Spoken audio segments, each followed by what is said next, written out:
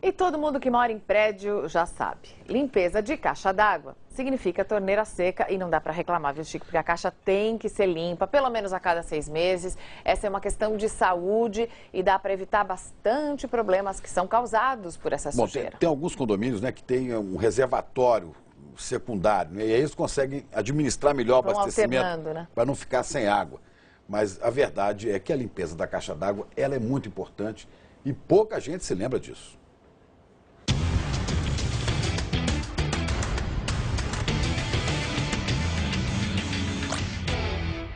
Você sabe como anda a caixa d'água do prédio?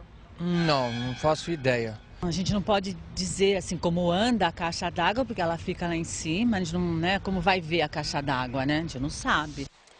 A dona Maria Aparecida tem razão.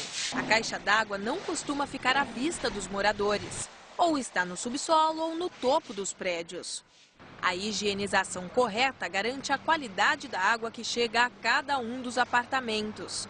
A vigilância sanitária recomenda que a limpeza seja feita a cada 6 meses. Em época de chuva, o risco de acumular sujeira é ainda maior. A cada 6 meses, se você não mantém a sua limpeza de caixa d'água, cria lodo, onde vai dar mal-estar, dores de cabeça, diarreia e vários outros tipos de doença, né? Por isso, a dona Marta, que é síndica de um prédio na Zona Norte, guarda o lembrete na agenda.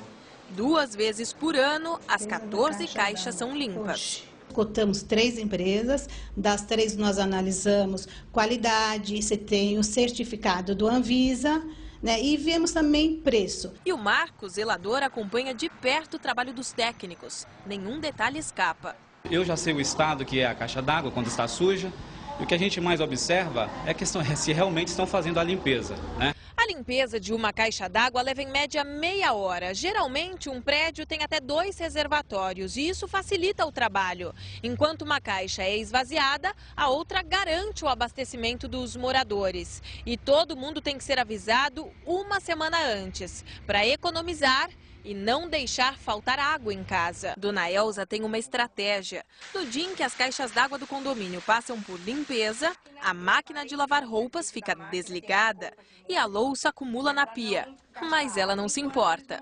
Se a gente gastar com lavar roupa e tomar banho exagerado, a água vai acabar. São muitos apartamentos. Aproveita-se para descansar. É tão raro isso. Quando a limpeza termina e a água da torneira sai assim limpinha, Dona Terezinha se sente segura para preparar os alimentos. A gente fica mais tranquila por causa do alimento bem lavado, né? Uma água limpa, pura e tratada.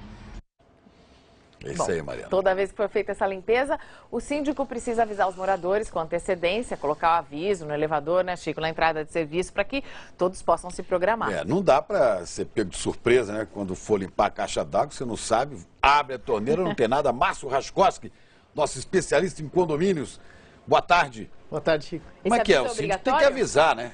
Tem que avisar, olha quanta coisa o síndico tem que fazer num prédio, hein? Mas então não seja síndico. É igual o síndico da cidade, que é o prefeito, tem um monte de coisa para fazer. Se não dá conta de fazer, não seja. Quem se coloca, se habilita, faça. É uma missão dura e ele tem que avisar assim para as pessoas se programarem.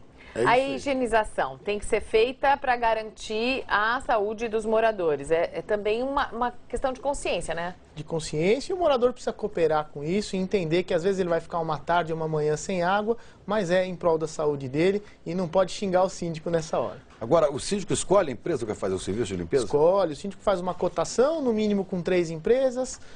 Não tem que fazer a reunião do condomínio para decidir isso, né? Isso é obrigação já corriqueira, o síndico só faz uma cotação para escolher o melhor custo-benefício e contrata. Então as pessoas têm que exigir essa limpeza, né? Porque se ela não for feita, a caixa d'água vira um depósito de bactéria, né? Pode transmitir doenças. As pessoas devem exigir, devem perguntar para o zelador se isso está em dia. E o pior, se acontecer alguma coisa, uma infecção, quem responde na justiça é o síndico. Bom, vamos ver aqui quem mandou pergunta pela internet.